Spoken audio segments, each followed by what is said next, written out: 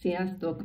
Ha minden igaz, ez lesz az év utolsó bejelentkezése. Mindenkinek nagyon boldog új évet fogok kívánni a következő évre. Köszönöm szépen, hogy velem voltatok ebben az évben mindannyian, és segítettétek a munkámat.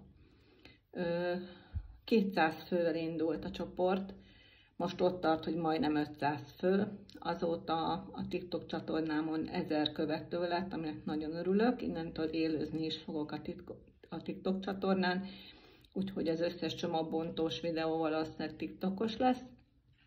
Ezen kívül lett egy új csatornám a YouTube-on, úgyhogy ott is kövessetek be, ott vissza tudjátok majd keresni, hogyha valami fontos dolog lenne, hogy valamelyik terméket keresitek, fel fogom rakni az ezelőtti videókat is, és majd a következőket is, úgyhogy mindig nyomon tudjátok majd követni, hogy mely termék mit tartalmaz, mire jó, mire lehet használni.